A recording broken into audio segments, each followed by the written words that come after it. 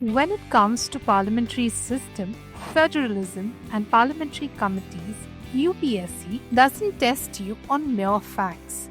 The examiner's trick is deeper. These topics sit at the heart of India's constitutional design. Limited government, responsible executive, balance of power, and legislative oversight. Every PYQ from this area is designed to check if you confuse theory with practice, structure with accountability, or federalism with centralization. Let's decode the hotspots systematically. Hotspot 1: Constitutional Government and Democracy. UPSC first tests whether you understand the very idea of a constitutional government. In 2014 and 2020, questions asked whether constitutional government restricts liberty of citizens or power of the state. The correct logic is that constitutional government is a limited government, which places restrictions on the authority of the state in the interest of individual liberty. Similarly, the 2017 question on democracy asked where its true virtue lies. The examiner wants you to avoid the trap of great leaders or party workers. The correct answer is that democracy activates the intelligence and character of ordinary citizens.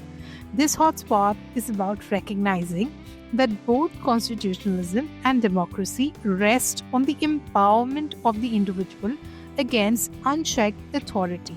The second hotspot on parliamentary system and executive responsibility. The 2015 UPSC questions asked, why do we say India has a parliamentary system? The tempting options were direct elections of the Lok Sabha or Rajya Sabha cannot be dissolved, but the examiner wanted you to zero in on the principle of collective responsibility. The Council of Ministers is responsible to the Lok Sabha, and that accountability makes our system parliamentary. A similar trap was repeated in 2020. Is government in such a system chosen by the parliament but irremovable, or by the people directly? No. The essence of parliamentary government is that the executive is responsible to the legislature and can be removed by it at any time through a vote of no confidence. The hotspot here is clear. UPSC always ties parliamentary system questions back to responsibility and removability of the executive. The third hotspot, federalism, the Indian variation. In 2017, the examiner tested the difference between coming together and holding together federations. India is not the result of an agreement among units like the USFA. It is a holding together federation where powers are divided by the constitution itself. Hence, the correct answer excluded the agreement among federating units option. In 2021, the questions on what makes India federal again highlighted this.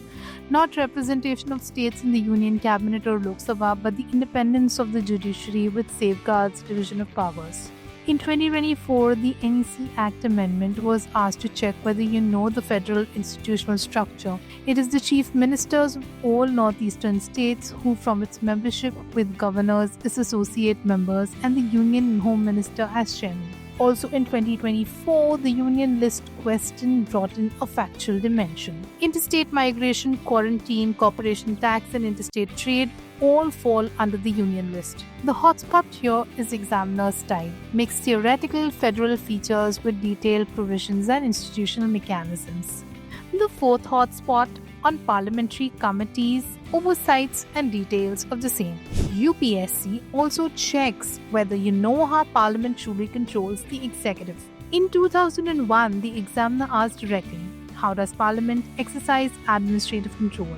The tempting options were periodic reports or consultative committees. But the correct answer was parliamentary committee, which are the real instruments of legislative oversight. In 2014, the question on the largest committee created a memory test trap. Many think of the Public Accounts Committee, but the largest is the Estimates Committee with 30 members.